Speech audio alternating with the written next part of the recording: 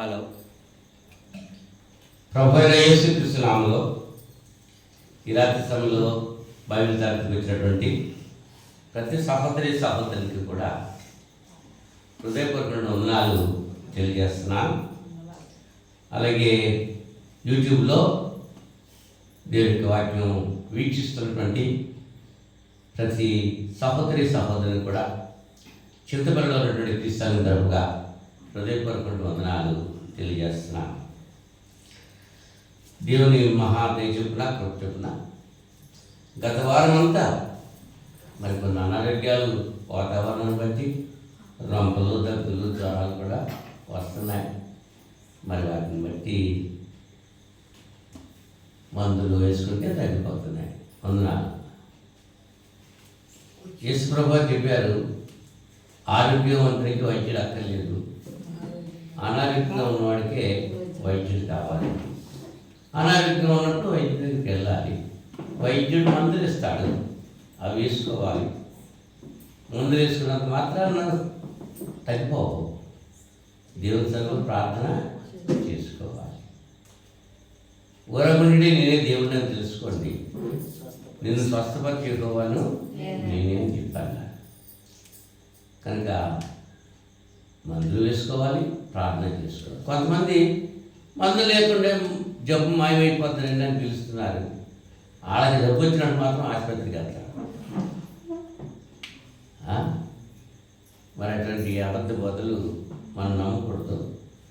లేఖనం ఏం చెప్తుందో అదే మనం ఆలోచించగలిగి ఉండాలి. ప్రార్థన చేసుకుందాం. ప్రేమ స్వరూపుడా, పరిశుద్ధుడా, మహోన్నతుడా, మీకు స్తుతులు స్తోత్రాలను సమర్పణ చేస్తున్నాం తండ్రి.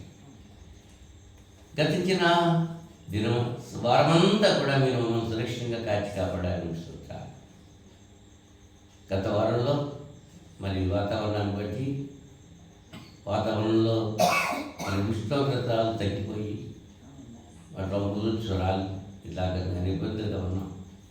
అయినప్పటికీ క్షేమకరంగా సజీవ లెక్కలో మమ్మల్ని ఉంచి ఈ రాత్రి సమయంలో ప్రియమైన మీ బిడ్డలతో కలిసి నాయన తరగతిలో పాల్గొనటానికి మీరు అనుగ్రహించే సమయం బట్టి స్తోత్రాలు చెల్లిస్తున్నాను.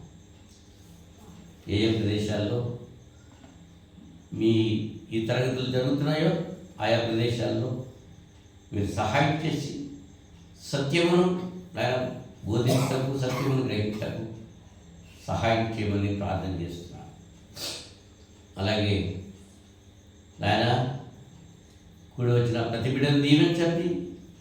ఇంకా రావాల్సిన బిడ్డలతో మాట్లాడి ప్రార్థనాపూర్వకంగా నడిపించరండి.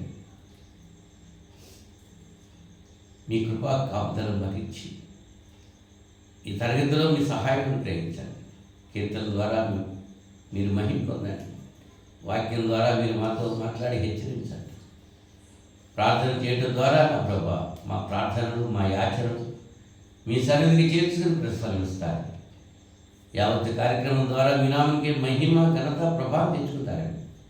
యేసుక్రీస్తు వారి అతి పరిశుద్ధుడు మీ నామంలో ఈ ప్రార్థన పెట్టుకుంటున్నాను తండ్రి, ఆమేన్. మరొకసారి అందరికీ వందనాలండి. గత శుక్రవారం మనం ఏం చెప్పుకున్నాం? యథార్థత. వేరు జ్ఞాపకుంచుకున్నారు, చాలా సంతోషం. యథార్థత, ఏ విషయాల్లో మనం యథార్థత కలిగి ఉండాలో అనేటువంటి విషయాన్ని ఆలోచించేసాం.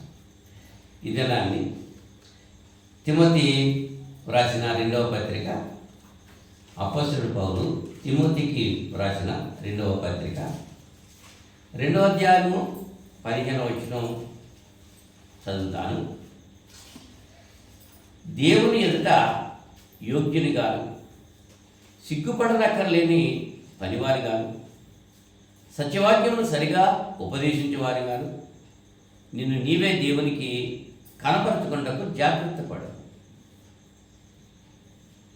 అపవిత్రమైన వట్టి మాటలకు విముఖుడవై ఉండము. అట్టి మాటలు ఆడవారు మరి ఎక్కువగా భక్తిహీనులకు. ఇంత పర్యాటం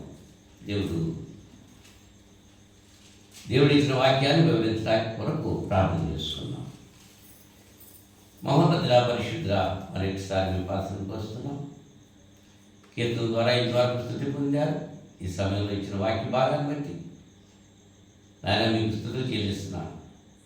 మీ పక్షంగా నిలబడి మీ బిడ్డలకు మీ యొక్క మాటలు చెబుతూ ఉంటుండగా అపవిత్రమైన నా పెదవులు కాల్చి పవిత్రపరచండి, పరిశుద్ధపరచండి.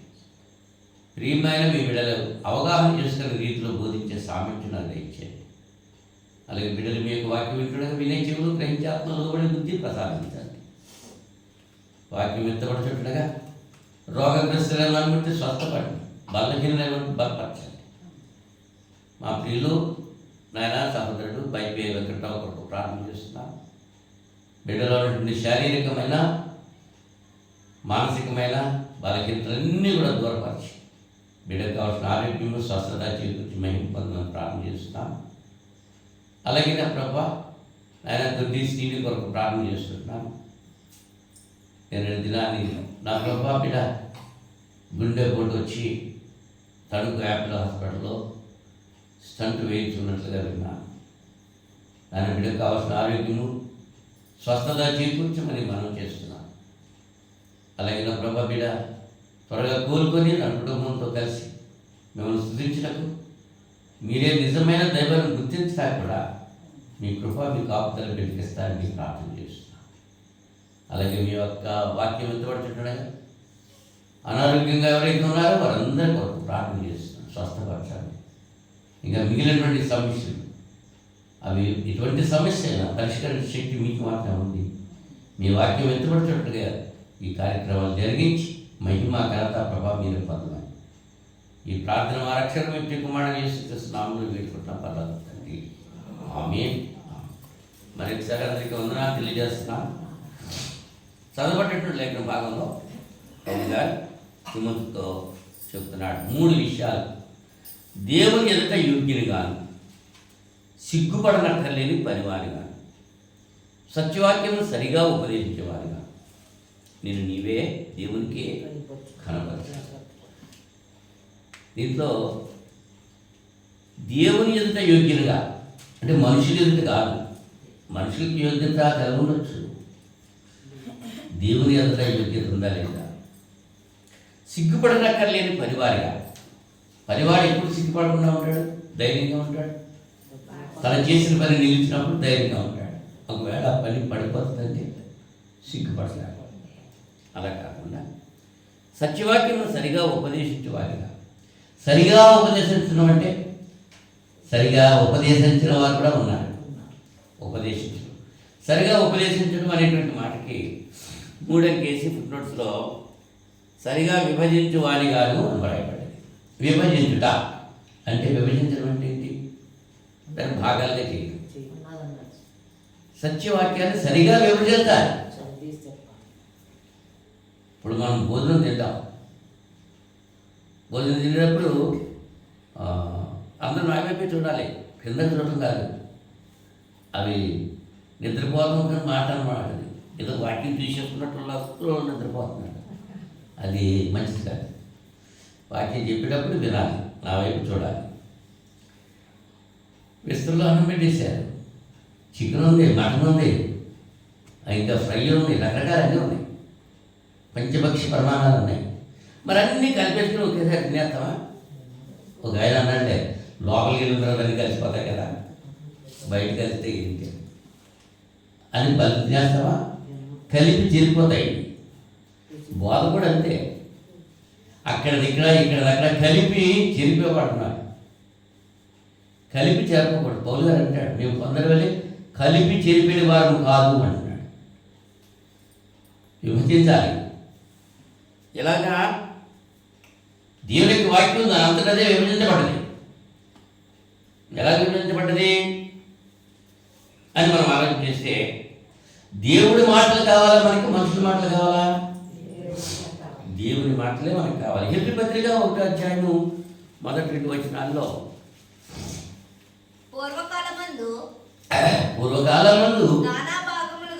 నానా విధములుగాను ప్రవక్తల ద్వారా మన పితరులతో ఎవరితో? మన పితరులతో మాట్లాడిన దినములు అంతమందు కుమారుడి ద్వారా మనతో మాట్లాడు. ఇప్పుడు మనతో మాట్లాడుతున్నాడు. మాట్లాడిన వల్ల మాట్లాడుతున్నాడు అనగా మాట్లాడిన ప్యాస్టర్స్ మాట్లాడేశాడు. ఆయన కుమారుడి ద్వారా మాట్లాడాడు. మొట్టమొదటి పితరులతో మాట్లాడాడు. పరిశుద్ధ గ్రంథము తనంతట తానే విభజింపబడుతోంది. ఎలాగంటే 3 భాగాలుగా. ద్వితీయోపదేశకాండం 5వ అధ్యాయం మొదటి 2 వచనాల్లో, ద్వితీయోపదేశకాండం 5వ అధ్యాయం మొదటి 2 వచనాల్లో మోషే ఇశ్రాయేలీయులందరినీ పిలిపించి ఇట్లా నేను, ఇశ్రాయేలీయులారా, నేను మీ వినికిడిలో నేడు చెప్పుతున్న కట్టడలను విధులను విని వాటిని నేర్చుకొని వాటిని అనుసరించి నడుపుడి. ధర్మశాస్త్రాన్ని ఏం చేయాలి? విధులు వినాలి, వాటిని నేర్చుకోవాలి, వాటిని అనుసరించి నడవాలి. మన దేవుడు యెహోవా హోరేబులో మనతో నిబంధన చేశాడు. యెహోవా మన పితరులతో కాదు, నేడు ఇక్కడ సజీవులమై ఉన్న మనతోనే ఈ నిబంధన చేశాడు. ఇక్కడ పితరులతో కాదు, మనతోటే అంటున్నాడు. ఎవరమ్మా? పితరులతో కాదు, మనతోటే. ఎవరు చెప్తున్నాడు? మోషే చెప్తున్నాడు మాట. మోషే ఇశ్రాయేలీయులతో చెప్తున్నాడు. ఇశ్రాయేలు అందరినీ పిలిపించి చెప్తున్నాడు, ఇశ్రాయేలీయులారా, నేడు మీ వినికిడిలో నేను చెప్తున్న కట్టడల విధులను వినాలి, వాటిని నేర్చుకోవాలి, వాటిని అనుసరించి నడుచుకోవాలి. వినకుండా ఎలా నడుస్తారు? వినాలి. వినడం వల్ల విశ్వాసం కలుగుతుంది. వినుట క్రీస్తుని గురించిన. ఇక్కడ పితరుల యుగము కనబడుతోంది, మనకి ధర్మశాస్త్ర యుగం కనబడుతోంది. అవునండి. ఇర్మియా గ్రంథం 31వ అధ్యాయము,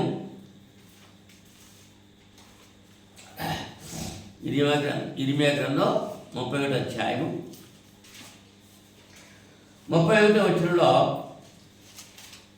ఇదిగో నేను ఇశ్రాయేలు వారితోనూ యూదా వారితోనూ క్రొత్త నిబంధన చేయ దినములు వచ్చుచున్నవి. ఇదే యెహోవా వాక్కు. అది ఐగుప్తుల నుండి వారిని రప్పించుటకై నేను వారిని చెయ్యి పట్టుకున్న దినమున వారి పితరులతో నేను చేసిన నిబంధన వంటిది కాదు. నేను వారి పెనిమిటినైనను వారు ఆ నిబంధనను భంగం చేసుకునేది. ఇదే యెహోవా వాక్కు. ఈ దినములైన తర్వాత నేను ఇశ్రాయేలు వారితోనూ యూదా వారితోనూ చేయబో నిబంధన ఇదే. వారి మనస్సుల్లో నా ధర్మ విధి ఉంచెదను, వారి హృదయముల మీద దాన్ని రాసేదను. యెహోవా వాక్కు ఇదే. క్రొత్త నిబంధన గురించి ఇక్కడ తెలియజేస్తున్నాడు. ఇప్పుడు కాలాలన్నీ వచ్చినాయి మనకి. పితరుల యుగము, ధర్మశాస్త్ర యుగము, క్రైస్తవ యుగము. 3 యుగాలు.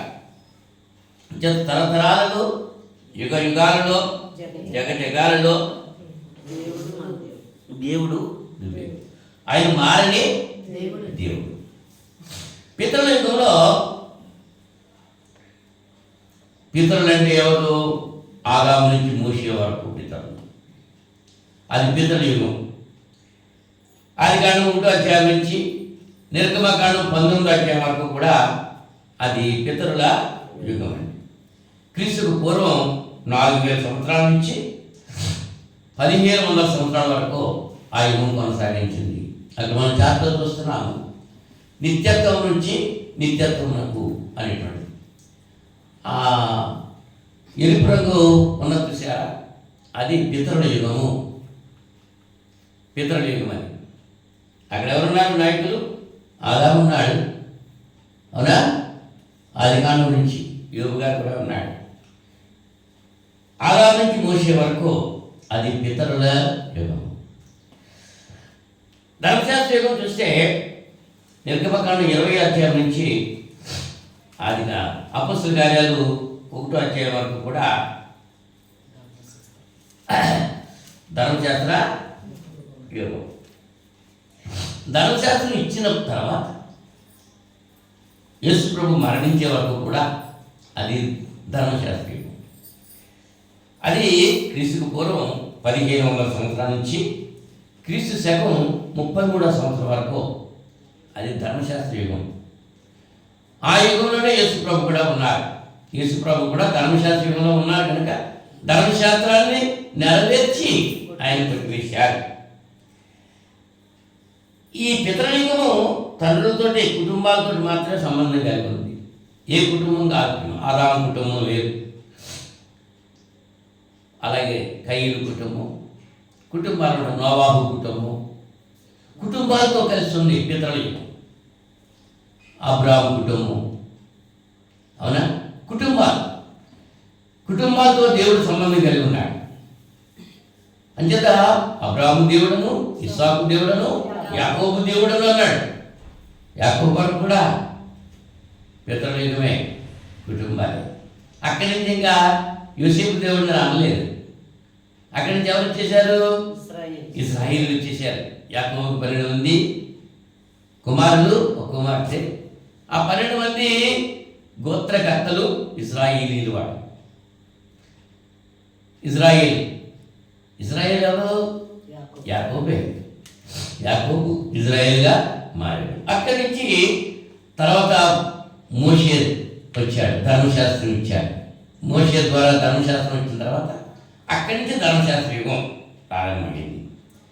మరి క్రైస్తవ యుగం అయితే యేసుప్రభు వారు తిరిగి లేచిన తర్వాత అపొస్తలుల కార్యాలు 2వ అధ్యాయంలో క్రొత్త నిబంధన అంటే క్రైస్తవ యుగం ప్రారంభమైంది. అపొస్తలుల కార్యాలు 2వ అధ్యాయం నుంచి ప్రకటన గ్రంథం 22వ అధ్యాయం వరకు కూడా ఇది ప్రపంచంలో ఉన్నటువంటి క్రైస్తవులందరికీ సంబంధించింది. పితృలింగమేమో కుటుంబాలకు సంబంధించింది, ధర్మశాస్త్రమేమో ఇశ్రాయేలుకి సంబంధించింది. జాగ్రత్తగా వినాలి. క్రైస్తవమేమో ప్రపంచంలో ఉన్నటువంటి క్రైస్తవులందరికీ. దేశము భేదాలు లేవు, కులాల భేదాలు లేవు, మతాల భేదాలు. క్రైస్తవుడు అనేటప్పటికీ ఈ యొక్క క్రైస్తవ యుగంలో వాడు ఉన్నాడు. అయితే మనం ఏ కాలంలో ఉన్నాం? ఇప్పుడు క్రైస్తవ యుగంలో ఉన్నాం. ఇప్పుడు మన చుట్టూ ఏం జరుగుతున్నాయి? అద్దుకోవాలి. ఏం జరుగుతున్నాయమ్మా? పండగలు జరుగుతున్నాయి. మరి పండగల గురించి రాత్రి సమయంలో మనం ఆలోచన చేయడానికి ప్రయత్నించేద్దాం. పండుగలు అసలు భక్తి అన్నది ఎలా నేర్చుకోవాలట? దేవునికి వాక్యం చదివి ప్రార్థన చేసుకుని ఆ వాక్య ప్రకారంగా ఏదైతే ఉందో అది మనం నేర్చుకోవాలి. యెషయా గ్రంథం 29వ అధ్యాయం, యెషయా గ్రంథం 29వ అధ్యాయం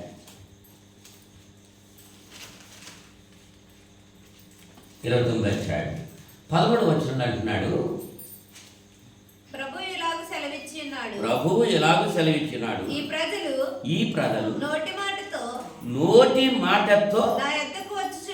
నా యొద్దకు వచ్చుచున్నారు, పెదవులతో నన్ను ఘనపరుచుచున్నారు, తమ హృదయమును నాకు దూరం చేసుకుని ఉన్నారు.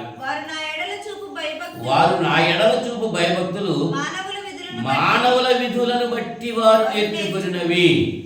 ఎలా నేర్చుకున్నారు? మానవుల విధులు బట్టి, గ్రంథాన్ని బట్టి నేర్చుకున్నాయి కాదు. గ్రంథంలో ఏమి లేవు, వీళ్ళు నేర్చుకున్నాయి. వీళ్ళు నేర్చుకునేవన్నీ మానవుల యొక్క విధులను బట్టి నేర్చుకున్నారు. కాగా నేను మరలా ఈ జనుల ఎడల ఒక ఆశ్చర్యకార్యము జరిగింది అంటున్నాడు. అంటే భక్తి ఎలా నేర్చుకున్నారు? దేవుని వాక్యం బట్టి కాదు. దేవుని వాక్యం బట్టి నేర్చుకున్న భక్తి అయితే బాగుంటుంది. 15వ వచనం అంటున్నాడు, తమ ఆలోచనలు యెహోవాకు కనబడకుండా లోపల వాటిని మరుగు చేయ చూచి వారికి శ్రమ. దేవునికి కనబడకూడదు, దేవునికి తెలియకూడదు, మన ఆలోచన వల్లనే ఉండాలి అని అనుకుంటున్నారు. వాళ్ళకి ఎక్కువ శ్రమ కలుగుతుంది. మరి నిజమైన భక్తి ఏది అనేటువంటి విషయం మనం ఆలోచన చేస్తే యాకోబు పత్రిక 1వ అధ్యాయం 27వ వచనంలో దేవుని ఎదుట నిజమైన భక్తి ఏదనగా అని చెప్తున్నాడు. ఏంటది? యాకోబు పత్రిక 1వ అధ్యాయం 27వ వచనంలో తండ్రి అయిన దేవుని ఎదుట పవిత్రమును నిష్కళంకమునైన భక్తి ఏదనగా దిక్కులేని పిల్లలను విధవరాండ్లను వారి ఇబ్బందిలో పరామర్శించడం ఒకటి. ఇహలోక మాలిన్యం తనకు అంటకుండా తను తాను కాపాడు. అదే తండ్రి అయిన దేవుని ఎదుట పవిత్రము నిష్కళంకమైన భక్తి. ఈ రెండు తప్ప ఏది చేసినది మానవుల పద్ధతుల ప్రకారంగా నేర్చుకున్నటువంటి భక్తి. ఈ విషయం చెప్తుంటే ఆమోసు గ్రంథం 6వ అధ్యాయం, ఆమోసు గ్రంథం 5వ అధ్యాయం 10వ వచనం. 5వ అధ్యాయం 10వ వచనంలో అయితే గుమ్మములలో నిలిచి బుద్ధి చెప్పు వారి మీద జనులు పగపట్టుదురు. యథార్థముగా మాట్లాడు వారిని అసహించుకుందరు. అవునా? యథార్థంగా చెప్తుంటే ఇష్టం ఉండదు. మనుషులు మెప్పించే మాటలు చెబుతూ ఉంటే వాళ్ళ భక్తి ఎలా నేర్చుకున్నారు? వీళ్ళు మనుషులను బట్టి నేర్చుకున్నారు, మనుషుల యొక్క పద్ధతిని బట్టి నేర్చుకున్నారు. అవునా? అయితే నేటి దినాల్లో భక్తి, ఇప్పుడు వాయిద్యాల గురించి మనం ఆలోచించేసామనుకోండి. పేదరికంలో వాయిద్యాలు లేవు, ధర్మశాస్త్రంలో వాయిద్యాలు ఉన్నాయి. ఆ ధర్మశాస్త్రంలోనే ఆఖరికి వచ్చేటప్పటికి ఆమోసు గ్రంథం 5వ అధ్యాయము, 5వ అధ్యాయము 6వ అధ్యాయం 5, 6 వచనాలు. ఆమోసు గ్రంథం 6వ అధ్యాయం. స్వరమండలంతో కలిసి పిచ్చి పాటలు పాడుచు దావీదు వలనే వాయించు వాయిద్యములను కల్పించుకుందరు. ఏంటంటే ఇటువంటి వాయిద్యాలు పిచ్చి పాటలంట. పాటకు అర్థం ఉందా? 7 దినాల్లో పాటలు పాడేస్తున్నారు. ఆ పాటకి ఏమైనా అర్థం ఉందా? ఏదైనా చేయగలవని పాడుతున్నారు. ఏదైనా చేయగలదైనా? మనలో పాపం చేయగలదైనా? మరి అదే అంటున్నారు. అంతే, పాపం చేయగలడైనా. మరి ఏదైనా చేయగలరంటే అది చేయాలి కదా. పిచ్చి పిచ్చి పాటలు పాడుతున్నారు. దావీదు వలె కల్పించినట్టు వాయిద్యాలు ఏం చేస్తున్నారు? పాత్రలో ద్రాక్షరసం పోసి పానము చేయించు పరిమళ తైలము పూసుకొనుచుందురు. కానీ యోసేపు సంతతి వారికి కలిగిన ఉపద్రవం గురించి చింతపడారు. పాత్రలో ద్రాక్షరసం పూసుకుంటారంట, పానం చేసేస్తూ పరిమళ తైలం పూసుకుంటారంట. ఎందుకట? సిగరెట్లు తాగేసి చుట్టలు కాల్చేసి మందు కొట్టేసి ఆ వాసన బయట రాకుండా పైన పావేసుకుంటారు అన్నమాట. పరిమళ తైలం ఎవరు కూడా తాగున్న స్మెల్ రాకూడదు అన్నమాట. ఈ వాసన వచ్చేసి జరుగుతున్నాయా లేదా? ఇప్పుడు చెప్పిన మాట చూడండి. అక్కడ ఎవరు 6వ వచనంలో పాత్రలలో ద్రాక్షారసం పోసి పానము చేయొచ్చు పరిమళ తైలము పూసుకొంచును. కానీ యోసేపు సంతతి వారికి కలిగిన ఉపద్రవం గురించి ఇలా చెప్తున్నాడు అన్నమాట. అంటే దేవుని యొక్క సన్నిధిలో యథార్థమైన హృదయంతో ఉంటున్నారా లేదా? పెదవులతో దేవుని కనపరుస్తున్నారు కానీ వాళ్ళ హృదయాలు దూరంగా ఉన్నాయి. భక్తి చేస్తున్నాము అని అనుకుంటున్నారు. ఆ భక్తి గురించి కొన్ని మాటలు మనం ఆలోచన చేస్తే ఏది భక్తో ఏది భక్తి కాదో అనేటువంటి విషయాన్ని కీర్తన గ్రంథంలో వచ్చి మనం ఆలోచన చేద్దాం. 37వ అధ్యాయము, కీర్తన గ్రంథం 37వ అధ్యాయం. ఇవాళ చాలా భక్తి ఎక్కువైపోయిందని పండుగలు చేసేసుకుంటున్నారు. అవునా? 37వ అధ్యాయం 14వ వచనంలో ఏమంటున్నాడు?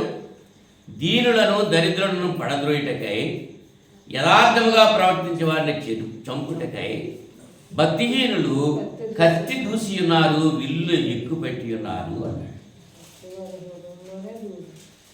వారి కత్తి వారి హృదయములనే దూరును, వారి విండ్లు విలువబడును. ఎవరికైతే వాళ్ళ హృదయంలోనే దూరుతాడు. యథార్థంగా ప్రవర్తించి వారిని చంపాలి, దీనులను దరిద్రులను పడద్రోయాలి అనేటువంటి ఆలోచనతో భక్తిహీనులు ఏం చేస్తున్నారు? కత్తి దూస్తున్నారు. జరుగుతుందా లేదా? యథార్థంగా చెబుతూ ఉంటే 12వ వచనంలో ఏమంటున్నాడు? భక్తిహీనుడు నీతిమంతుల మీద దురాలోచన చేయుదురు, వారిని చూచి పండ్లు కొరుకుతారు. భక్తిగా జీవించే వాళ్ళ మీద భక్తిహీనులు ఏం చేస్తారు? దురాలోచనలు చేస్తూ ఉంటారు. దుష్ట స్వభావంతో వారిని చూసి పండ్లు కొరుకుతూ ఉంటారంట. ఎందుకు కొరుకుతారు పండ్లు? కోపం వచ్చేసి. అవునా? 21వ వచనం చూడండి. భక్తిహీనులు అప్పు చేసి తీర్చకయిందురు. భక్తిహీనులు అప్పు చేసి తీర్చకయిందురు. నీతిమంతులు దాక్షిణ్యము కలిగి ధర్మమిత్తురు. భక్తిహీనులు ఏం చేస్తారంట? అప్పులు చేసి తీర్చారంట. నీతిమంతులు ఏం చేస్తారు? దాక్షిణ్యం కలిగి ధర్మం చేస్తూ ఉంటారు. ఎన్ని చదివాం? 12 చదివాం కదా. 12వ వచనం 20 32 చూడండి. 32వ వచనం, భక్తిహీనులు నీతిమంతుల కొరకు పొంచి ఉండి వారిని చంపదూచురు.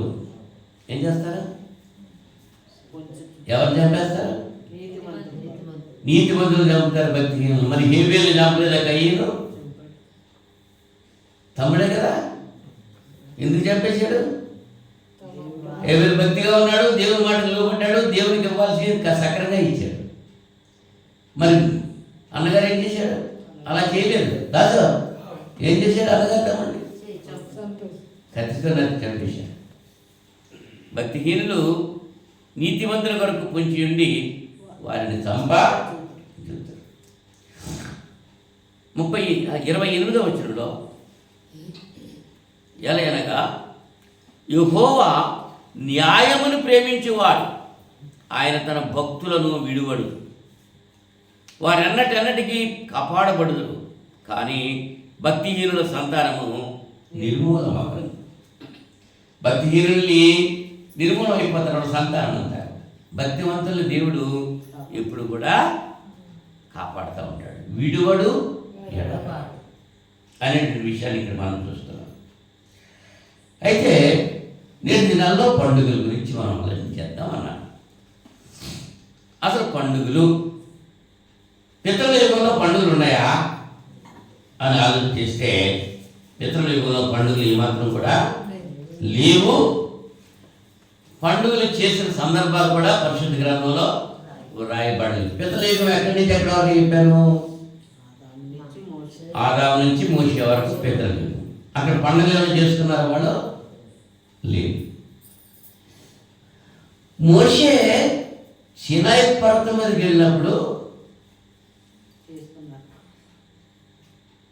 ఆయన రావటం ఆలస్యమైంది. 4 దినాలు కొండ మీద ఉన్నాడు ఆయన దేవుడితో. ఆ మోషే ఏమయ్యాడో మాకు తెలీదు అని చెప్పి అహరోను పట్టుకున్నాడు. పట్టుకుని మా కొరకు మమ్మల్ని నడిపించడానికి ఒక దేవతను చేశాడు. అహరోను కూడా వాళ్ళు కూర్పడలేక మీ దగ్గర ఉన్న బంగారం అంతా పట్టురండి, చెవులు ఎముకలు అన్నీ పట్టుకొచ్చేసారు. అక్కడ ఏం చేయాలి? ఐగుప్తు నుంచి బయలుదేరేటప్పుడు ఇరుగు తెచ్చుకున్నారు వాళ్ళ దగ్గర. ఐగుప్తులు వీళ్ళకి బానిసలుగా బంగారం అక్కడే, బానిసతనంలో ఉన్నారు కదా, వీళ్ళకి బంగారం అక్కడ, వాళ్ళ బంగారం తెచ్చుకున్నారు. అదంతా వేసేటప్పటికి అగ్గిలో వేసేటప్పటికి ఒక బొమ్మ వచ్చేసింది. ఏ బొమ్మ? గడ్డి తినే దూడ బొమ్మ. వీళ్ళేం చేస్తున్నారు? ఓ ఇశ్రాయేలు వినండి, ఇదిగో ఐగుప్తు నుంచి మనల్ని తీసుకొచ్చిన దైవము ఇదే. అది గడ్డి తింటుంది, మనం కూడా గడ్డి తిందాం. గడ్డి తినేవాడికి గడ్డే ఇదే అన్నారు. వాళ్ళు అప్పుడు జరుగు తిన్నారు, త్రాగారు, గంతులు వేసారు. అది సంబరం చేసుకున్నారు. పండగ అంటే ఇవాళ తినటం, తాగటం, కట్టుకుంటాం, సంబరం చేసుకుంటాం. అదే కదా ఓకేనా? పండగ అంటే ఇది.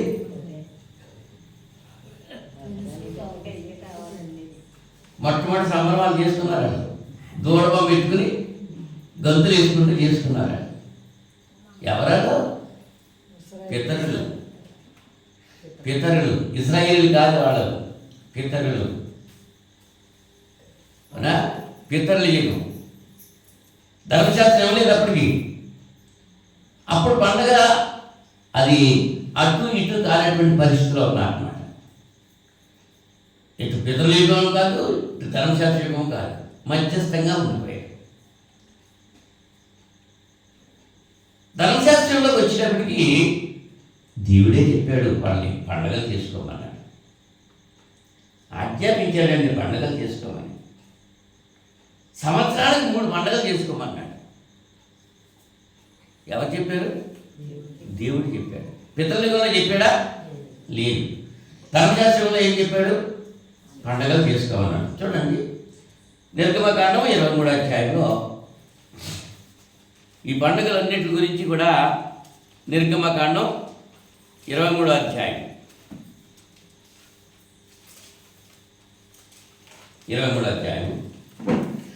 14వ వచనం నుంచి చూస్తే, సంవత్సరములకు 3 మార్లు.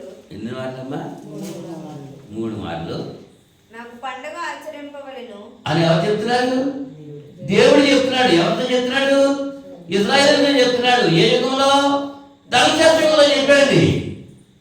ఇప్పుడు మనం ఏ యుగంలో ఉన్నాం? మనకి చెప్పాడు ఆ పండుగలు చేసుకోమని. చెప్పింది ఆకి 3 పండుగలు చేసుకోవాలి, ముఖ్యమైనవి సంవత్సరానికి. పస్కా పండుగ, కోత పండుగ, పర్ణశాలల పండుగ. ఈ 3 పండుగలు సంవత్సరానికి 3 సార్లు పురుషులంతా కూడా యెరూషలేము దేవాలయంలో కనపడాలి. అది ధర్మశాస్త్రం అని. 3 సార్లు పండుగ. ఏ పండుగ ఎప్పుడు చేయాలో, ఏ పండుగ ఎలా చేయాలో వివరణ ఇచ్చేశాడు 23వ అధ్యాయంలో నిర్గమకాండం. ఇశ్రాయేలుకి పండుగలు 7 పండుగలు ఉన్నాయి. 1 పస్కా పండుగ, 2 పులియల రొట్టెల పండుగ, 3వది ప్రథమ ఫలాల పండుగ, 4వది పెంతుకొస్తు పండుగ, 5వది శృంగధ్వరుల పండుగ, 6వది ప్రాయశ్చిత్త పండుగ, 7వది పర్ణశాల పండుగ. ఎన్ని వచ్చినాయి? 7 పండుగలు వచ్చినాయి. ఎవరికంటే? ఇశ్రాయేలీలకి, పితరులకు కాదు, క్రైస్తవ యుగంలో ఉన్న మనకి కాదు. ఈ పండుగలు ఎవరికన్నమాట? 7 పండుగలు వాళ్ళకే, ఇశ్రాయేలీలకి. పస్కా పండుగ ఎందుకు చేసుకోవాలంటే అది ముంగుర్తుగా యేసుక్రీస్తు యొక్క మరణాన్ని సూచిస్తూ ఆచరించాడు. పస్కా ఐగుప్తు నుంచి ఇశ్రాయేలీలు బయలుదేరి వచ్చే ముందు రోజు పస్కా పశువును వధించారు. మనకి పస్కా పశువు యేసుక్రీస్తు. మనం ప్రతి ఆదివారం పస్కా పండుగ ఆచరిస్తున్నాం. ప్రతి ఆదివారము ప్రభు యొక్క శరీరం తిని ఆయన రక్తాలు త్రాగుతున్నాం. పస్కా బలి పశువు యేసుక్రీస్తు. పస్కా పండుగ ప్రతి ఆదివారం ఆచరిస్తున్నాం మనం. పులియల రొట్టెల పండుగ యేసుక్రీస్తు యొక్క భూస్థాపితానికి సూచన. పులిసిన ఏది ఉండకూడదు, పులియని రొట్టెలు. యేసు ప్రభు పులియబడలేదు, సమాధిలో ఉంచబడలేదు, పరిశుద్ధుని కుళ్ళు పట్టనీయవు అన్నాడు. భూస్థాపనం గురించి అక్కడ తెలియజేస్తాడు. పులియని రొట్టెల పండుగ. ప్రథమ ఫలాల పండుగ యేసుక్రీస్తు యొక్క పునరుద్ధానం గురించి తెలియజేసేటువంటి అవి సూచన. అంతేగాని రాబోయే సూచన అంటాడు పరిశీలనలో. చెప్తాను. ప్రథమ ఫలాల పండుగ. మృతులలో నుంచి ప్రథమ ఫలముగా యేసుక్రీస్తు లేచాడు. ఆయన లేపబడ్డాడు, ప్రథమ ఫలముగా లేపబడ్డాడు.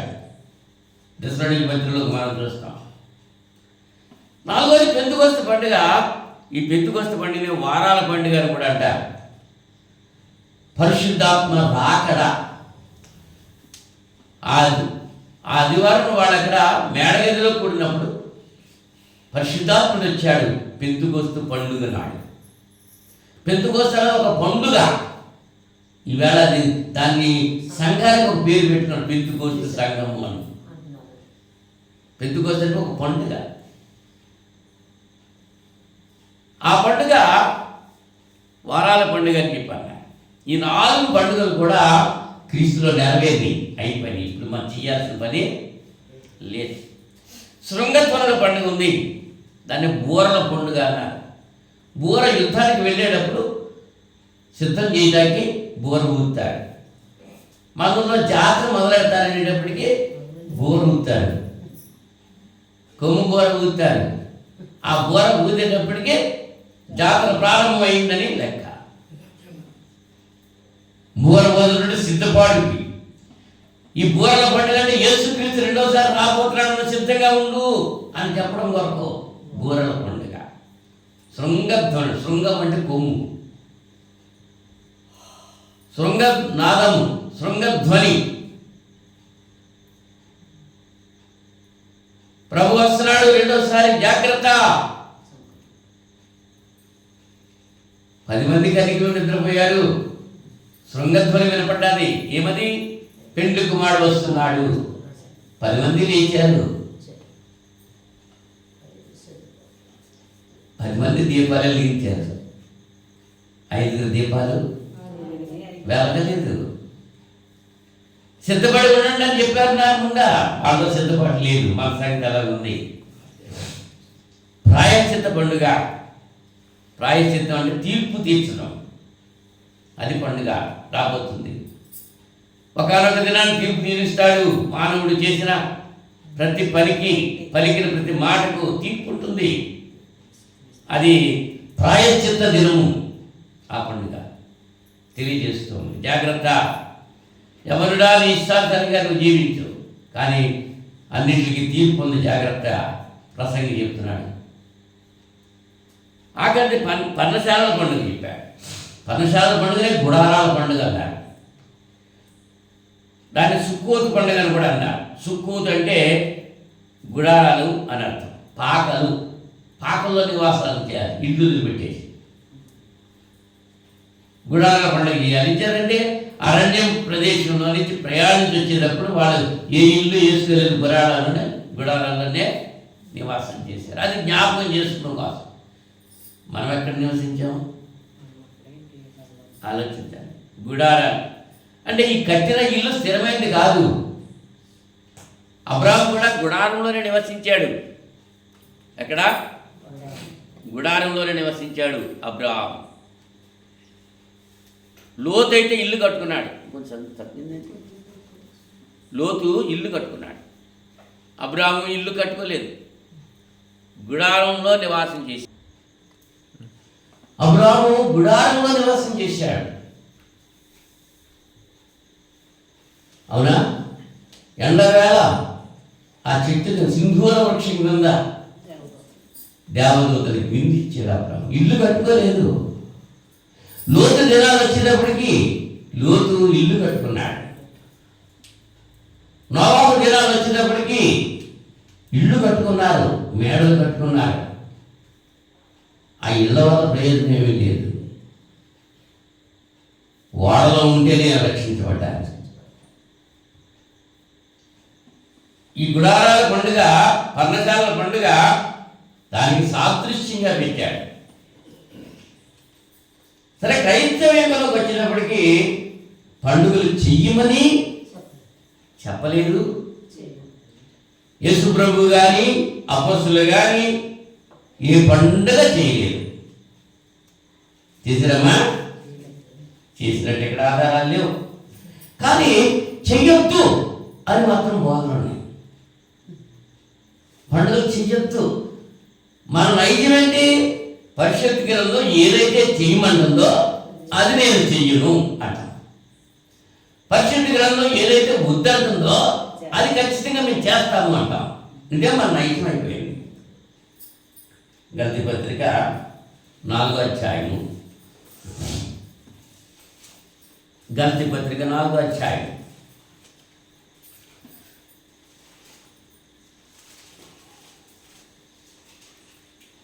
10వ వచనం నుంచి చూస్తే, ఇంకా 8వ వచనం చదువుతున్నాను, జాగ్రత్తగా ఆలోచించండి. ఆ కాలమందైతే మీరు దేవుని ఎరుగని వారై నిజమునకు దేవుళ్ళు కాని వారికి దాసులయ్యుంటిరి, కానీ ఇప్పుడు మీరు దేవునిని ఎరిగిన వారును మరి విశేషముగా దేవుని చేత ఎరుగబడిన వారిని ఉన్నారు కనుక బలహీనమైనవి నిష్ప్రయోజనమైనవినైన మూలపాఠముల తట్టు మరలా తిరుగునేలా అడుగుతున్నాడు పౌలు గారు గాంధీ సంఘాన్ని.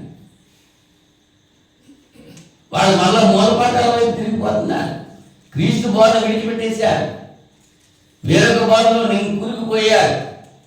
క్రీస్తు బోధ తప్ప వేరొక బోధ వినకూడదు. 1వ అధ్యాయం 8వ వచనం అంటున్నాడు. గాంధీ పత్రిక 1వ అధ్యాయం 8వ వచనంలో, మేము మీకు ప్రకటించిన సువార్త కాక మరి యొక్క సువార్తను మేమైనను పరలోకము వారి దూతలను మీకు ప్రకటించిన అతను శాపగ్రస్తుడు. 6వ వచనం అంటాడు, క్రీస్తు కృపను బట్టి మిమ్మల్ని పిలిచిన వారిని విడిచి భిన్నమైన సువార్త తట్టుకు మీరు త్వరగా తిరిగిపోవడం చూడగా నాకు ఆశ్చర్యమవుతున్నాడు. అది వేరొక సువార్త కాదు, క్రీస్తు సువార్తను జరపకోరి ఏం చేస్తున్నారు? మనుషుల దయ సంపాదించడానికి వాళ్ళు చేసినటువంటి ప్రయత్నాలు.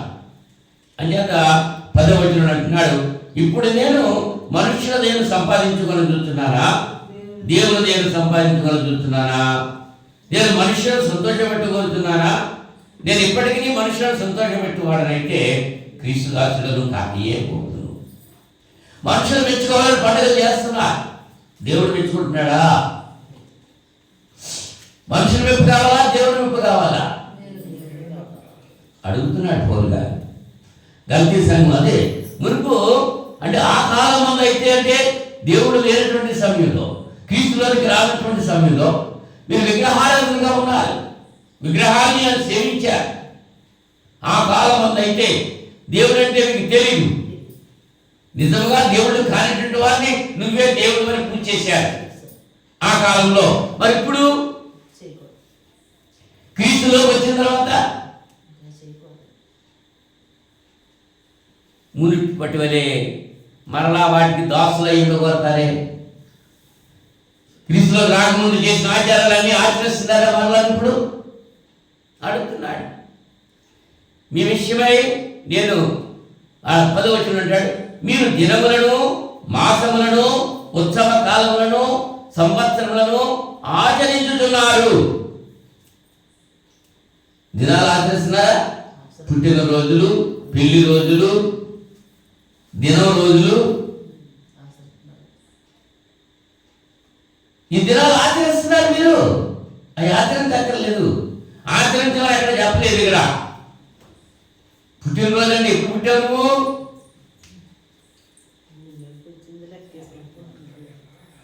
భూమి మీద ఎప్పుడు వస్తున్నావు?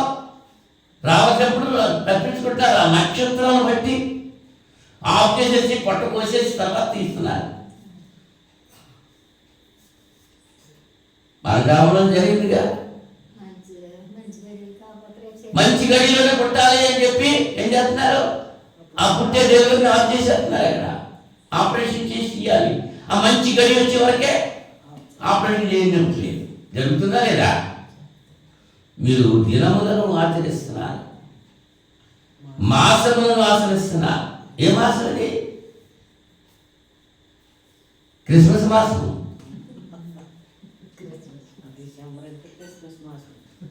జనవరి వచ్చేటప్పటికి సంక్రాంతి మాసం, సంక్రాంతి నెలెట్టేసారు. అలాగే క్రిస్మస్ నెలెట్టేసారు. డిసెంబర్ 5వ తారీఖు మొదలెట్టేస్తున్నారంటే డిసెంబర్ 1st తారీఖు వచ్చేటప్పటికి స్టార్లు ఎత్తేస్తున్నారు, ఇంటి మీద ఎత్తేస్తున్నారు, కొట్ల మీద ఎత్తేస్తున్నారు, చెట్ల మీద ఎత్తేస్తున్నారు.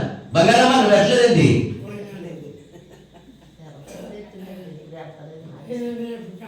ఆ స్టార్ బండ్లో నువ్వే ఒక స్టార్గా ఉండాలి, నువ్వే నక్షత్రంగా ఉండాలి. సూపర్ స్టార్లు అయిపోతున్నారు.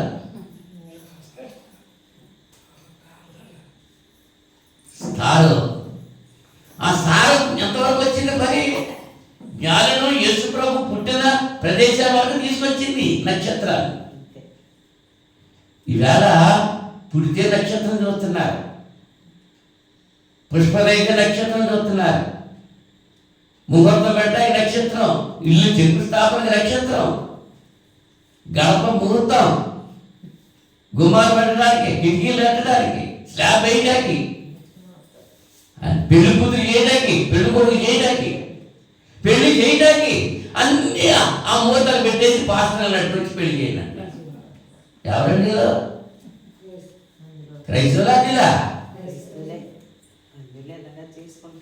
అది బాధపడిపోతున్నాడు పౌలు గారు.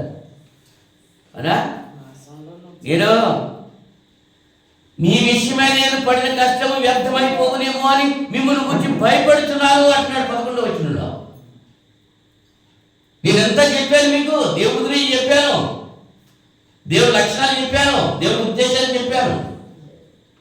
మళ్ళీ ఆయన వదిలిపెట్టేసి ఏం చేస్తున్నారు?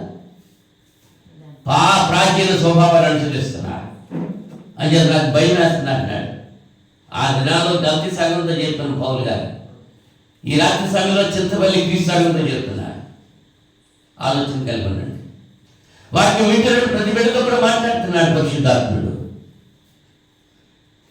దేవుళ్ళకి రాకముందు నువ్వు ఇష్టాంతరంగా ఉన్నావు, దేవుళ్ళకి వచ్చిన తర్వాత ఆయన ఇష్టాంతరంగా ఉండాలి. ఆయన చెప్పేలా నేను పండుగ చేసుకోమని ధర్మశాస్త్రంలో చెప్పాడు. ఈ పండుగలు చేయండి, పలానా పండుగ పలానా రీతిగా చెయ్యాలి చెప్పాడు. మరి ఈ పండుగ చేయమని చెప్పాడా? చెప్పలేదు. కొలసి పత్రిక 2వ అధ్యాయం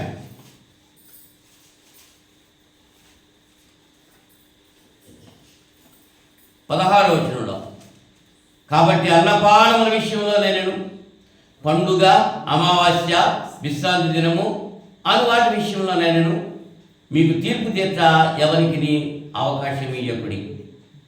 ఇవి రాబో వాటి ఛాయే కానీ నిజస్వరూపము క్రీస్తులో ఉన్నది. ఎక్కడ ఉందంటారు నిజస్వరూపం? ఈ పండుగలు రాబో వాటి ఛాయే, అంతే. అతి వినయాశక్తులై దేవదూత ఆరాధన యందు ఇచ్చగలిగి తాను చూసిన వాటిని గురించి గొప్పగా చెప్పుకొనచ్చు, తన శరీర సంబంధమైన మనస్సు వలన బూరను ఉప్పొంగుచు శిరస్సును హత్తు కొనని వాడెవడను మీ బహుమానము అపహరింపనీయకుడి. ఆ శిరస్సు మూలముగా సర్వ శరీరము కీళ్ల చేతను నరముల చేతను పోషింపబడి అతుకబడినదై దేవుని వలన కలుగు వృద్ధితో అభివృద్ధి పొందుతున్నది. శిరస్సును హత్తుకొనని వాడెవడైనా అంటున్నాడు. ఈ శరీరం శిరస్సును హత్తుకొని ఉండాలి. ఈ శిరస్సు శరీరంతో కలిసి ఉండాలి. అప్పుడే జీవం ఉంటుంది. సంఘము అనే శరీరానికి శిరస్సు క్రీస్తు. ఎఫెసీ పత్రిక 5వ అధ్యాయంలో ఆ క్రీస్తును హత్తుకోకుండా ఈ శరీరం ఏం చేస్తుంది? ఎవరినో హత్తుకుంటుంది. క్రీస్తు పేరు తీసేస్తున్నారు. క్రీస్తు సంఘం అనేది పరిశుద్ధ గ్రంథంలో ఖచ్చితంగా ఉన్నది. రోమ 16:16 ఖచ్చితంగా చెప్పాడు. అలాగే మిగిలినటువంటి సంఘాల గురించి చెప్పబడ్డాయా ఎక్కడన్నా? లేదు. వాటిని ఆచరిస్తున్నారు, ఉన్న వాటిని ఆలోచన చేసేది. అదే మన నైత్యమైపోయింది. దేవుడు తినొద్దన్నాడు, అపవాది తినమన్నాడు. అపవాది వాటికి లెక్క చేసింది హవమ్మ. ఆదాము దగ్గర నుంచి అదే వరుస వచ్చేస్తుంది. వస్తుందా లేదా? చెయ్యొద్దు అని దేవుడు చెప్తే ఖచ్చితంగా చేస్తాం. చెయ్యరా అని దేవుడు చెప్తుంటే నేను చెయ్యను అంటున్నాం. ఒక పాట మనకి పాత కీర్తన వస్తుంది. ఎచ్చట బైబిల్ పలుకుచుండు అచట నేను పలుకుచుండు, ఎచ్చట బైబిల్ మౌని అవును అచట నేను మౌని నగుచు అనుసరించేదా అనుచరణము సత్యవేదం అనుసరించేదా. అవునా? సత్యవేదాన్ని అనుసరించాలి. ఎప్పుడైనా సరే ఇందులో మాటలే నిజమైనవి. ఆకాశము భూమి గతించిపోతాయి కానీ ఈయన మాటలు గతించు, నెరవేరుతాయి అంతే. బైబిల్ మాట్లాడే చోట మనం మాట్లాడాలి, బైబిల్ మౌనంగా ఉన్న చోట మనం మౌనంగా ఉండాలి. బైబిల్ చెప్పినట్టుగానే ఉండాలి. బైబిల్ ప్రకారంగా క్రీస్తు ద్వారా దేవుని పూజించాలి మనం. క్రిస్మస్ అనే మాటకు అర్థం ఏంటంటే క్రీస్తుని ఆరాధించడం, క్రీస్తుని పూజించటం. ఎవరిని పూజించాలి మనం? నిన్ను సృష్టించిన వాడు నీకు భర్త ఉన్నాడు. ఎవరు సృష్టించారు? దేవుడు సృష్టించినప్పుడు క్రీస్తు దగ్గర ఉన్నాడు. క్రీస్తు లేకుండా జరగలేదు, కానీ చేసింది ఎవరో? క్రీస్తు లేదు జీవితం వ్యర్థం. క్రీస్తు కలిగి ఉండాలి. దేవుని ఆరాధించేవారు క్రీస్తు ద్వారా ఆరాధించాలి.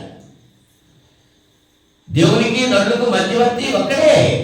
ఆయన ఎవరు? యేసుక్రీస్తు నరుడు.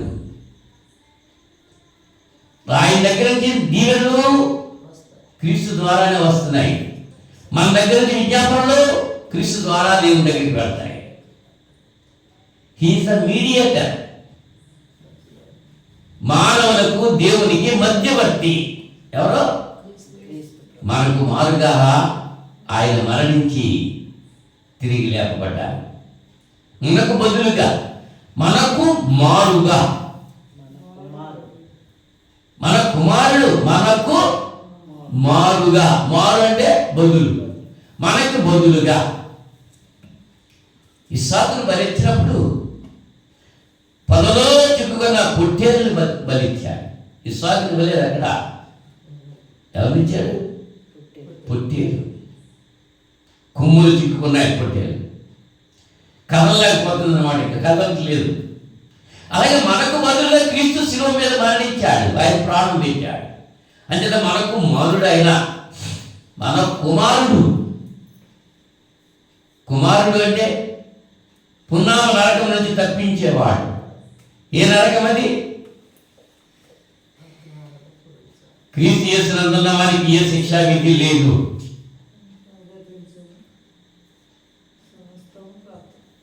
తాజాగా గతించారు, సమస్తము క్రొత్త. వారి ఎవరిలో? క్రీస్తులో. వ్యభిచారంలో పట్టబడ్డ స్త్రీ రాళ్లతో కూడా చంపడానికి వస్తే మొదట పాపం లేని వాడు రాయమన్నాడు. ఏడుస్తూ నుంచి అందరూ వెళ్ళిపోయాడు. అమ్మా నేను కూడా ఏం చేయను, ఇకను పాపము చేయకుము అనేటువంటి మాట ఇక్కడ ఉపయోగించండి. క్రీస్తులోకి రాకముందు చేసావు, అనేకమైన పాపాలు చేసావు. క్రీస్తులోకి వచ్చాక వాటిని విడిచిపెట్టాలి. త్రాగుబోతులు, తిట్టుబోతులు, తిండిబోతులు, తిరుగుబోతులు దేవుని రాజ్యానికి వారసులు కాదు. క్రీస్తులోకి రాకముందు అన్నీ చేశాం, ఏది విడిచిపెట్టలేదు. క్రీస్తులోకి వచ్చిన తర్వాత అన్నీ విడిచిపెట్టాలి. ప్రసంగం అంటాడు, నేను ఏది కూడా వెతకలేదు, ప్రతిదీ కూడా నేను అనుభవించాను. ఎలా ఉంటుందో ఏమిటో అదంతా వ్యర్థమని తెలుసుకున్నాడు. చివరికి నీతిమంతుల లిస్టులో ఆయన పేరు లేకుండా పోయింది. విశ్వాస వీరుల జాబితాలో ఆయన పేరు లేకుండా పోయింది. అన్నీ చూసేశాడు. ఇక నువ్వు పాపం చేయకము. క్రీస్తులోకి వచ్చిన తర్వాత పాపం చేస్తున్నావంటే దానికి ఇంకా క్షమాపణ ఉండదు. న్యాయం తీర్పు కొరకు ఎదురు చూడాల్సిందే. ఈ రాత్రి సమయంలో వాక్యం వింటున్నటువంటి ప్రియ సహోదరి సహోదరి, సంవత్సరానికి ఒకసారి కాదు పండుగ చేయాల్సింది. ఈ సంవత్సరం అంతా నీ ఇష్టాచారంగా జీవించేసి ఆదివారాలు ఆరాధనకు మానేసి ఆ పండుగ రోజున మాత్రమే బయలుదేరి, ఇందాక మాట్లాడుకున్నాను, ఇందాక తెలుసుకున్నాను చూడండి, ద్రాక్షారసం సీసాల్లో పోసి గ్లాసులో పోసి తాగెత్తు పరిమళ తైలాన్ని పైన పూసుకుంటున్నారంట. ఎప్పుడు తాగినోడు పండుగ రోజు తాగేస్తాడంట. పండుగ కదా.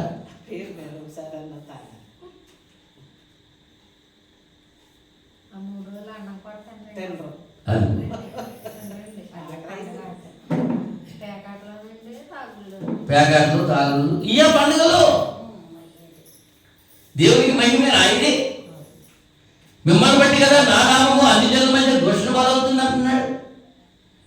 అన్ని జనులు దూషిస్తున్నారు ఎవరిని? మనల్ని కాదు, మనల్ని బట్టి దేవుడిని దూషిస్తున్నారు. దేవుని ప్రజలు ఎలా ఉంటారా?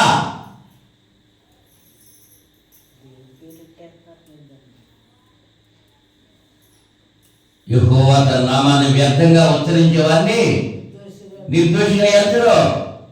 అనవసరంగా దేవుని మాట పెట్టకూడదు. కానీ ప్రతిదానికి వీడు పాపం చేసి దేవుని మాట అంతా దేవుడు చూసుకుంటాడండి. దేవుడికి తెలుసు, తెలియదే ఉంది. అనవసరంగా దేవుని మాట పెట్టకూడదు. అది దేవునికి ఇష్టం కాదు. సంవత్సరం అంతా ప్రార్థన లేకుండా, సంవత్సరం అంతా భక్తి లేకుండా, సంవత్సరానికి ఒకసారి పండుగలు చేసేసి దండగా అయిపోతే ఆత్మీయంగా ఏమైనా ఉందా? ఆత్మీయంగా ఉందా? క్రైస్తవులకి పండగ ప్రతి ఆదివారం పండగే. పస్కా పండుగ, ప్రభురాత్రి భోజనం, క్రొత్తల పండుగ, కానుకల ద్వారా దేవుని కనపరచడం చేస్తున్నావా లేదా? ఆదివారం అన్ని పండుగలు ఆదివారమే, ప్రతి ఆదివారం చేయాలి. పులియలు పెట్టిన పండుగ ప్రతి ఆదివారం చేసుకుంటున్నాం. సంవత్సరాలు ఒకసారి చేసుకుంటాం కాదు. దేవుని యొక్క విధానంలో మనం జీవించాల్సిన విధానం చెప్తున్నాడు. యెషయా గ్రంథం 1వ అధ్యాయం, యెషయా గ్రంథం 1వ అధ్యాయం 11వ వచనం నుంచి కొన్ని వచనాలు మనం చదవడానికి ప్రయత్నం చేద్దాం.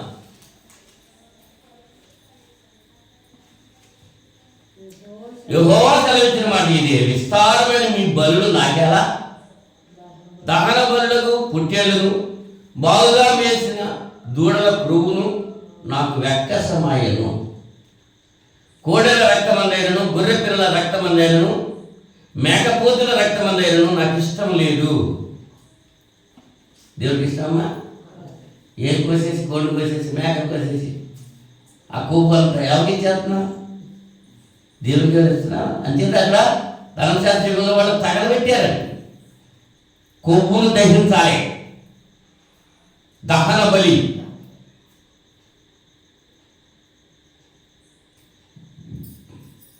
దావీదు వచ్చినప్పుడు మానోహ దంపతులు ఉన్నప్పుడు ఆ గొర్రె పిల్లని దహించి రాయి మీద వేసినప్పుడు ఆకాశం దగ్గర వచ్చి దాన్ని కాల్చేసి దేవదూత అందులో వెళ్ళిపోయాడు. దహించాలి. దహించాలంటే మన శరీరంలో కొవ్వు కరగాలి. కొవ్వెక్కిన వేషాలు వేయడం మానేయాలి. కొవ్వు కరగడం అంటే కొవ్వు దహించాలి. ఇప్పుడు కొవ్వెక్కిపోతున్నారు అంతే. దేవుడు విడిచిపెట్టేసి ఏం చేస్తున్నారు? కొవ్వు పోతున్నారు. పెరుగుట తరుగుడు కొరకే. కోడిని తెచ్చుకుంటాం, పిల్లప్పుడు పెంచుకుంటాం. పిల్లప్పుడు పెంచుతాం, దాన్ని రకరకాలు మేతలు వేసి పెంచేసి ఏమవుతున్నా కదా, పెరిగిపోయింది, కటింగ్ వచ్చేసింది. అప్పుడు ఏం చేస్తుందండి? కోసేసి తినేస్తాం. కోసి వరకు పెంచుతూనే ఉంటాం. సాతాను కూడా అలాగే పెంచుతున్నాడు.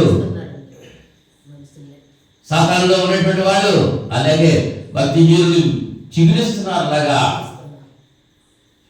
నీతిమంతులు దాక్కుంటున్నారు. భక్తి జీవులు వర్ధిల్లుతున్నారు. అంచేత వీడు కూడా ఏం చేస్తున్నాడు?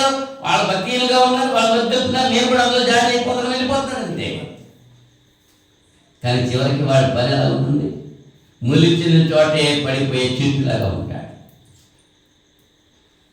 ఏమంటాడు? మీ నైవేద్యము వ్యర్థము. నా సన్నిధిని కనబడాలని మీరు వస్తున్నారే, నా ఆవరణ చుక్కడానికి మిమ్మల్ని రమ్మని ఎవడు?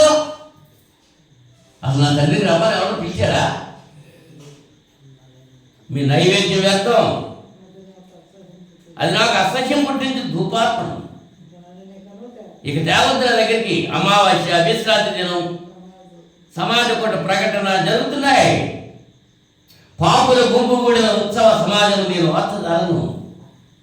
మీ అమావాస్య ఉత్సవం నియామక కాలంలో నాకు హేయములు, అవి నాకు బాధాకరములు. దేవుడు చెప్తున్నాడు ఈ మాట. పండుగలు చేసేసి దాన్ని చేసేసుకుని అప్పులు చేసేసి తిప్పబడిపోయి అప్పు చేశారని నిప్పులాంటి చాలా తాగాలని తాగేస్తున్నాను. దేవుని నామానికి అవమానం కదా. మనం చేసేటువంటి పనుల వల్ల దేవుడు సంతోషిస్తున్నాడా, బాధపడుతున్నాడా? అవి నాకు బాధకరములు, వాటిని సహింపలేక విసిగి ఉన్నారు అంటున్నాడు 14వ వచనంలో. మీరు మీ చేతులు చాపునప్పుడు మిమ్మల్ని చూడక నా కన్నులు కప్పుకొను. చేతులు చాపమంటే చేతులు ఎత్తి ప్రార్థన చేయాలి. ఆ చేతులు ఆయన చూడలేదు. ఆయన దావీదు చేతులే చూడలేదు. నీ చేతులు రక్తాప్రాప్తులు ఉన్నాయి చేత దేవాలయం కట్టించడానికి అర్హుడు కావాలని చెప్పాను. మరి మన చేతులు ఎలాగున్నాయి? మీరు బహుగా ప్రార్థన చేసినా నేను విన్నాం. మీ చేతులు రక్తంతో నిండి ఉన్నాయి, మిమ్మల్ని కడుక్కోండి, శుద్ధి చేసుకోండి. అది దేవుడు చెప్పే మాట. పాపం చేయవాడు ఎవరు లేడు, అందరూ పాపం చేసిన వాడే. ఆ పాపాన్ని కడుక్కోండి, ఇప్పుడైనా కడుక్కోండి, ఇప్పుడైనా మార్పు పొందండి, ఇప్పుడైనా పాపాల నుంచి బయటికి రండి. అది దేవుడి మాట.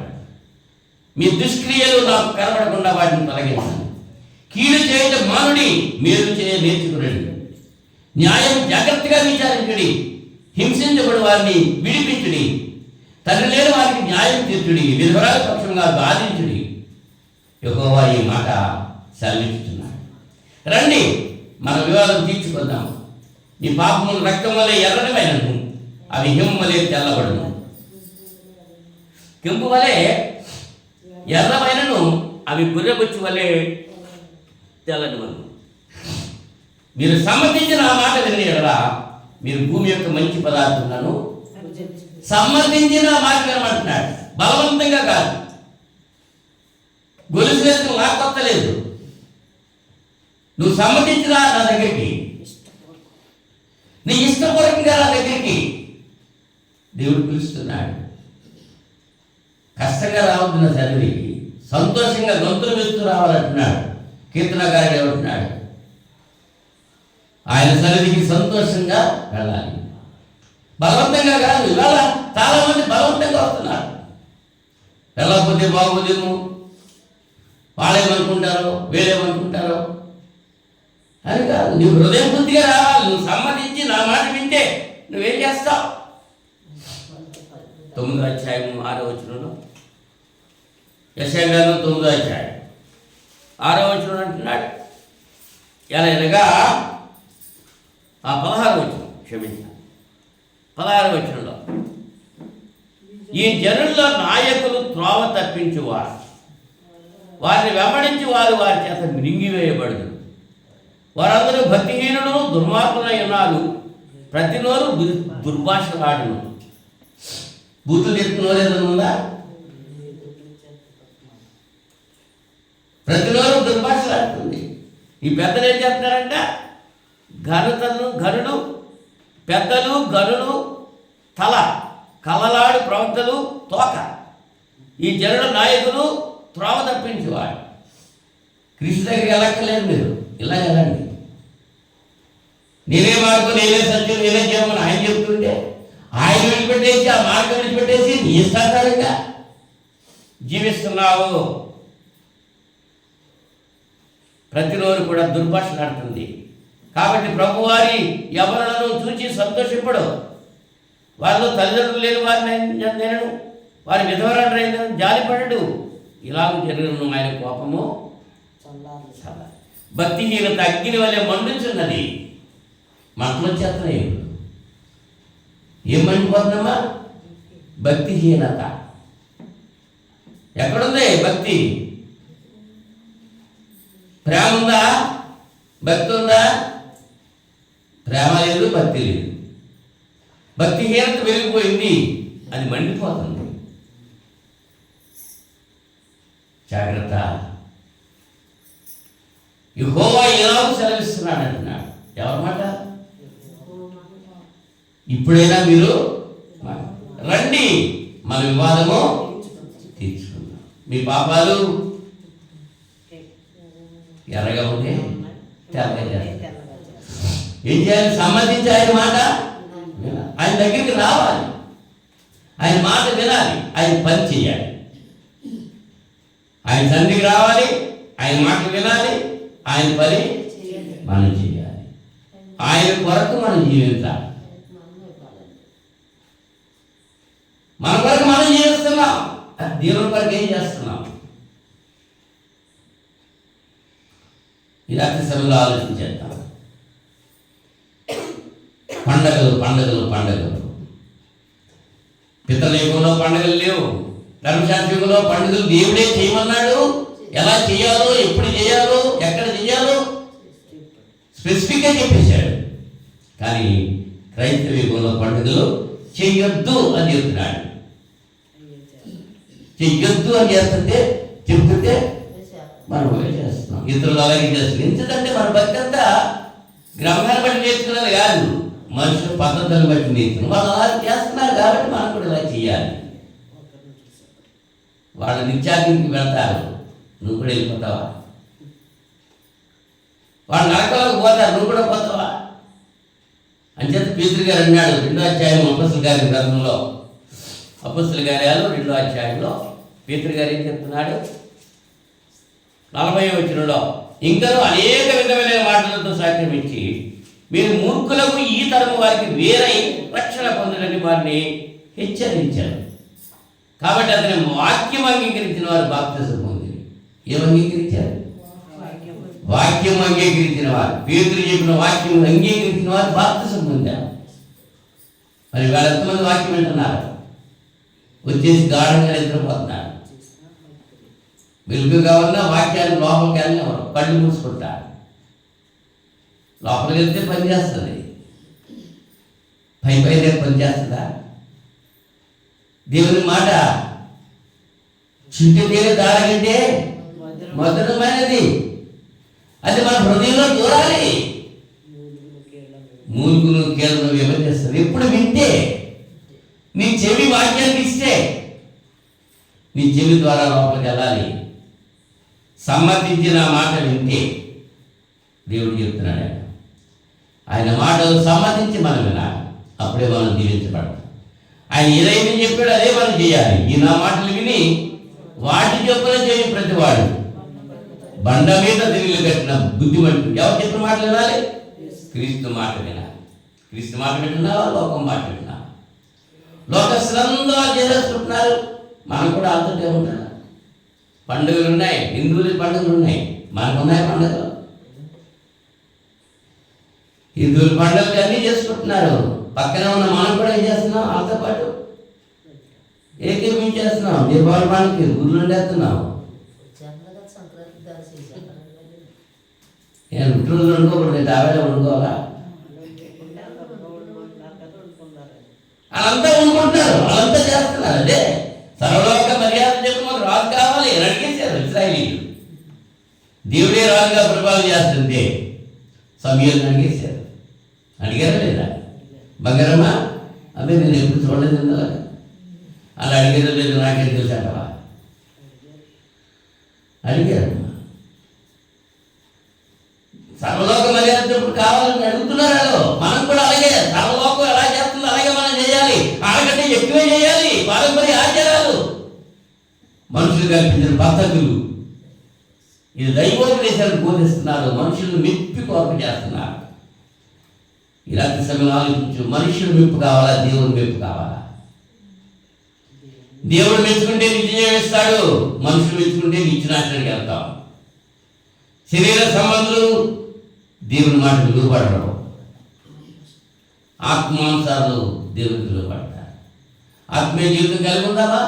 శరీర జీవితం కొనసాగుతామా? ఇలాంటి సమయంలో ఆలోచన చేసుకుంటూ ప్రార్థన చేసుకున్నాం.